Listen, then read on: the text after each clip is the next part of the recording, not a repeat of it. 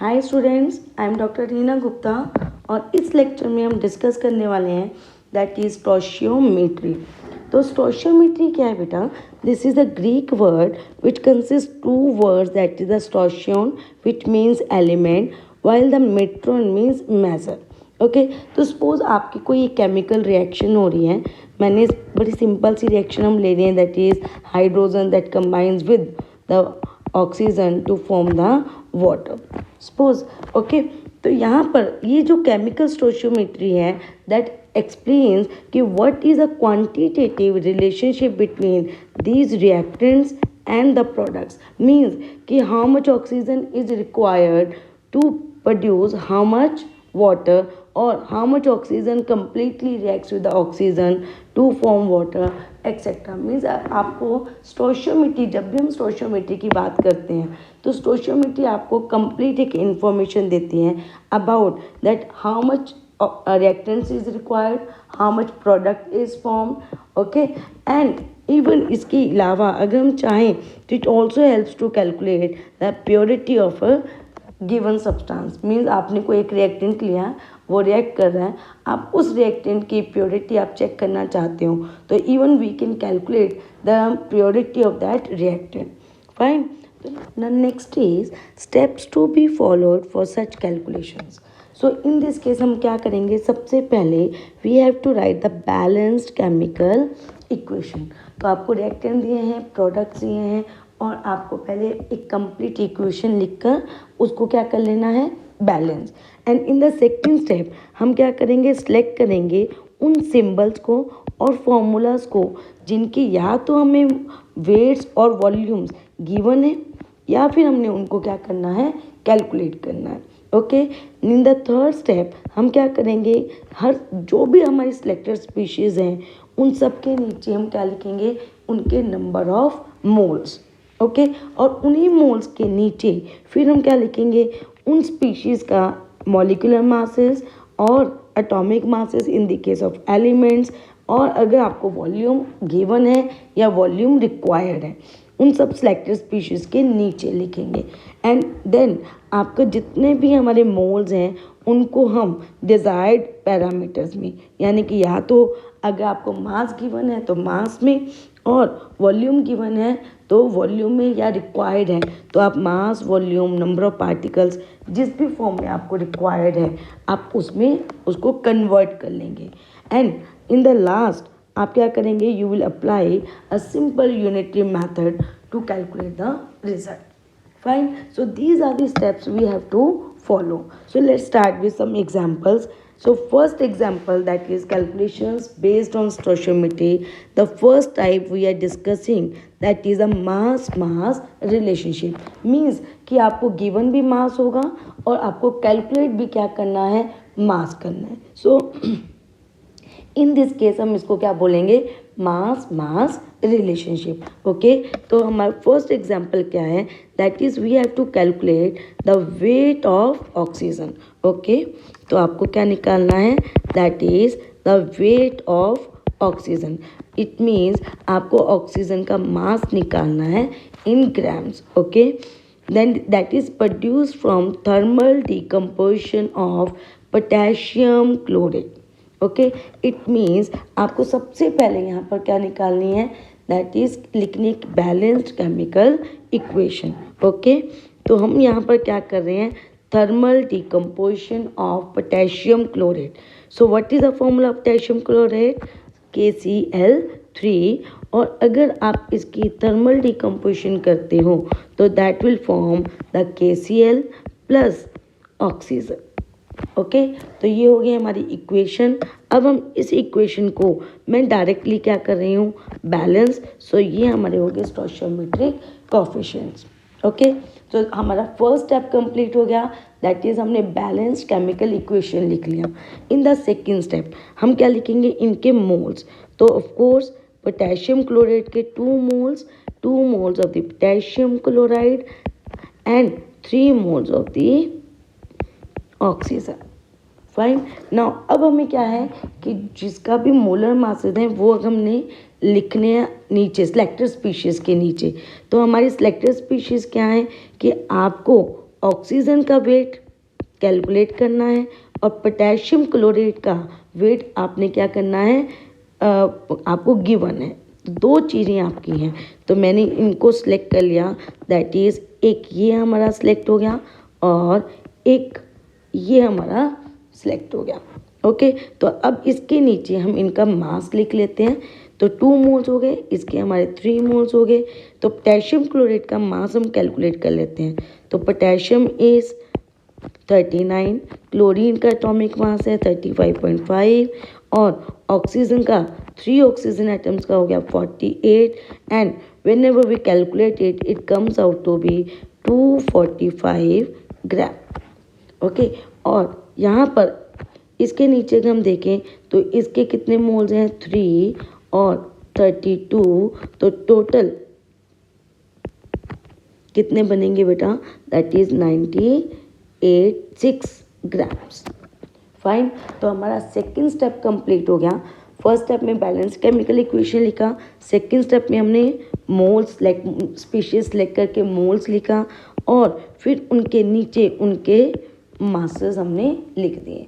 Now अब हमें क्या करना है, जस्ट एक सिंपल स्टोशियोमेट्रिक जो है वो अप्लाई करनी है। और अगर आप यहाँ पर देखें तो हमें कुछ भी नहीं करना, बहुत सिंपल। आप इस स्टोशियोमेट्री को अकॉर्डिंग देखें तो 245 gram of potassium chloride on decomposition that gives how much oxygen, ठीक है, that is 96 gram of oxygen. Fine, और हमें निकालना तो यही वेट है कि कितना वेट है ऑक्सीजन का हमें मिलेगा when the 5 gram of potassium chloride that decomposes. तो 245 ग्राम अगर डिकम्पोज हो रहा है दैट गिव्स 96, तो 5 ग्राम of potassium chloride on decomposition that gives 96 upon 245 into 5 and the result comes out to be 1.959 grams. This is the answer. So I think it's very simple. We have to just simply follow the steps. Okay. Now take the second example. Okay, तो हमारी second example क्या है, here we are discussing about the mass volume relationship. It means कि या तो आपको mass given होगा और वॉल्यूम कैलकुलेट करना है, और इधर the volume is given and you have to calculate the mass. That's why it is called mass volume relationship. So in this example we have to calculate the hydrogen gas volume of hydrogen gas liberated by the action of 9.2 gram of sodium metal on water. Okay, तो first हमारी equation क्या होगी, इन this case this sodium metal reacts with water and it will form of course sodium hydroxide and release hydrogen. Okay, तो चलिए इसको हम directly balance कर लेते हैं। तो यहाँ 2 2 और यहाँ हमारे पास क्या आया, दैट इज 2 और दिस इज बैलेंस्ड।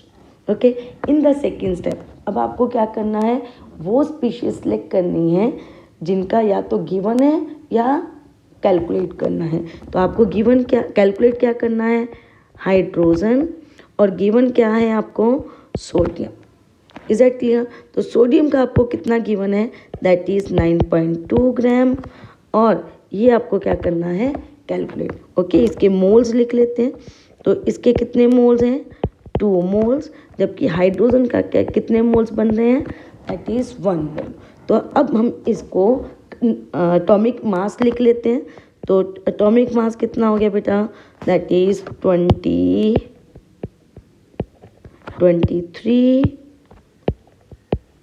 ग्राम, और इसको कन्वर्ट करें इसके मासेस में तो ये कितना हो गया, 46 ग्राम। और इसका मास कितना है, दैट इज़ क्योंकि हमें वॉल्यूम चाहिए तो इसको वॉल्यूम में कन्वर्ट करेंगे। तो 1 mole is equal to always 22.4 litres at 1 atmosphere और at standard conditions. Okay, clear है? तो और अगर हम यहाँ पर 22.7 लेते हैं तो दैट इज़ एट 1 बार। ठीक है, तो ये डिपेंड करता है कि आप स्टैंडर्ड कंडीशंस बाहर लेते हैं कि atmosphere.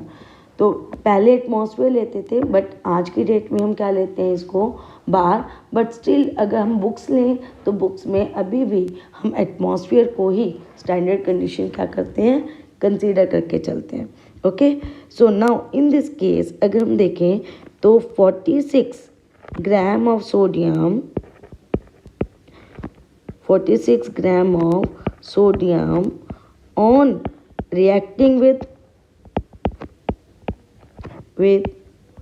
water produces how much volume of hydrogen? That is 22 point, अभी मैं बार ले रही हूँ, 22.7 लीटर्स ऑफ हाइड्रोजन। फाइन, तो अगर हमें गिवन कितना है बेटा 9.2 ग्राम, तो 9.2 gram of sodium on reacting with hydrogen water produces how much of hydrogen? 22.7 upon 46 into 9.2, and the answer comes out to be 4.54 liters at standard temperature pressure or normal temperature pressure. Fine. Now next is the volume relationship. Volume relationship means आपको given भी volume है और required means जो आपने calculate करना है वो भी वॉल्यूम है। Okay, so in this example what volume of oxygen would be needed for complete combustion of 200 ml of acetylene. Okay, तो आपको यहाँ पर हम देखें तो what is the reaction, that is combustion of acetylene. बेटे कंबशन का मतलब हमेशा ऑक्सीजन से रिएक्ट करना है, तो एसिटाइलिन जब ऑक्सीजन से रिएक्ट करेगा of course it will produce carbon dioxide and water. So let's balance this reaction.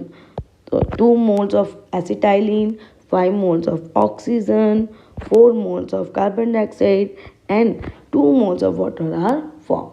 In the second step, now अब हम क्या लिख रहे हैं, दैट इज मोल्स। ओके, पहले सिलेक्ट कर लेते हैं आपको क्या क्या सिलेक्ट करना है। एक आपको सिलेक्ट करना है दैट इज एसिटाइलिन और दूसरा आपको सिलेक्ट करना है that is oxygen. These 2 are given. ठीक है, तो हमने यहाँ पर सिलेक्ट कर लिया that is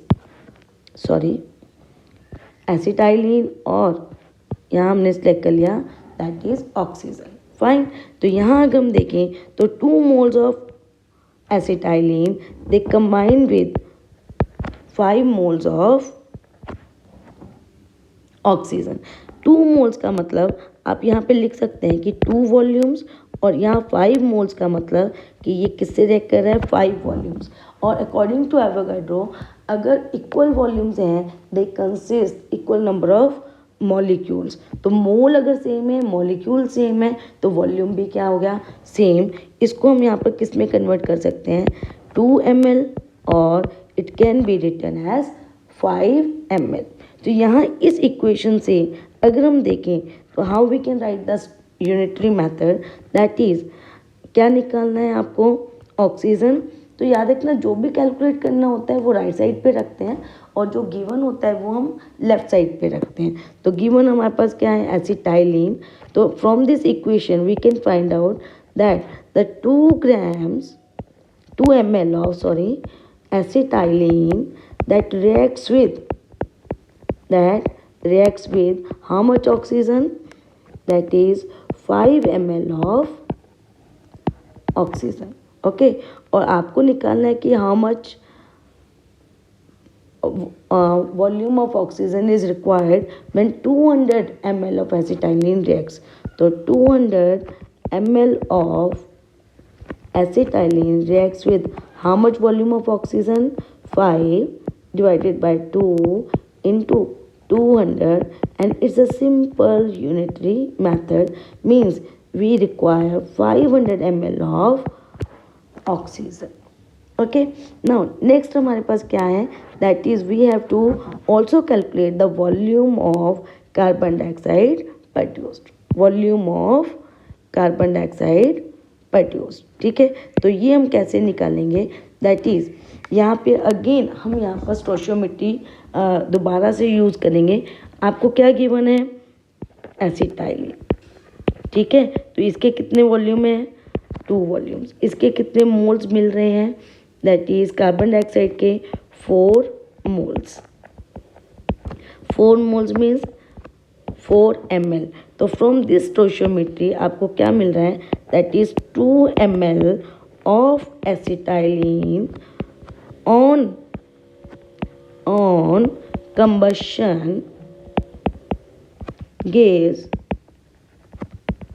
4 ml of carbon dioxide. Fine.